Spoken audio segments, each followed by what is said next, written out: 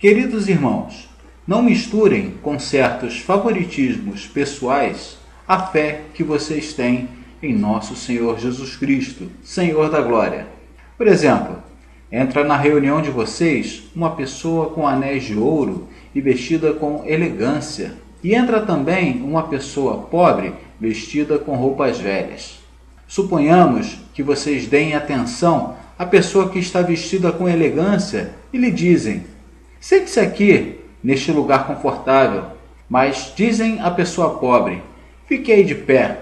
Ou então, sente-se aí no chão, perto do estrado dos meus pés.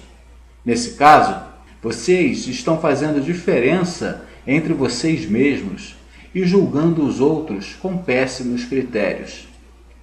Ouçam, meus queridos irmãos, não foi Deus quem escolheu os que são pobres aos olhos do mundo para torná-los ricos na fé e herdeiros do reino que ele prometeu àqueles que o amam? E, no entanto, vocês desprezam o pobre? Ora, não são os ricos que oprimem a vocês e os arrastam perante os tribunais? Não são eles que difamam o nome sublime que foi invocado sobre vocês?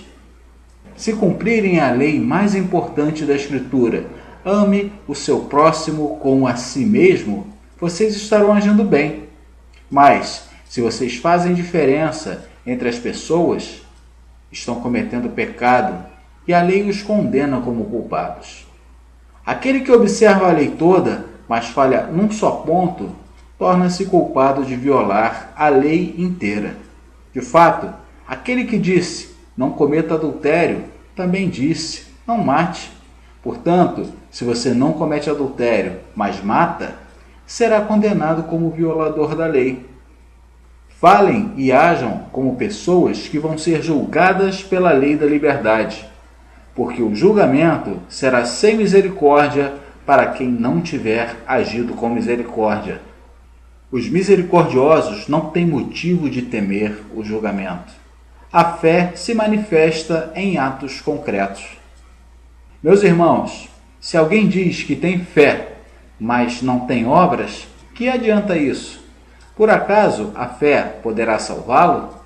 Por exemplo, um irmão ou irmã não tem o que vestir e lhes falta o pão de cada dia. Então alguém de vocês diz para eles: vão em paz, se aqueçam e comam bastante. No entanto, não lhes dá o necessário para o corpo. Que adianta isso? Assim também é a fé sem as obras. Ela está completamente morta.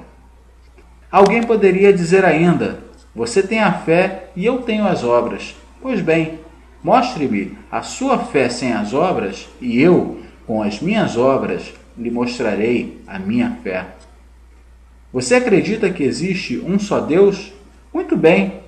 Só que os demônios também acreditam e tremem. Insensato!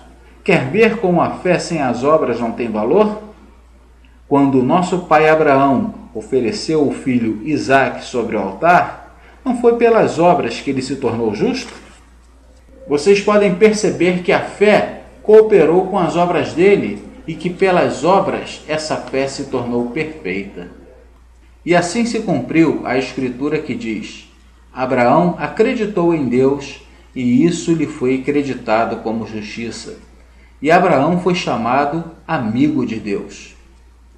Como vocês estão vendo, o homem é justificado pelas obras e não somente pela fé. Do mesmo modo, a prostituta Raabe, ao dar hospitalidade aos mensageiros e ao fazê-los voltar por outro caminho, não foi ela justificada pelas suas obras? De fato, do mesmo modo que o corpo sem o espírito é cadáver, assim também a fé, sem as obras, ela é morta.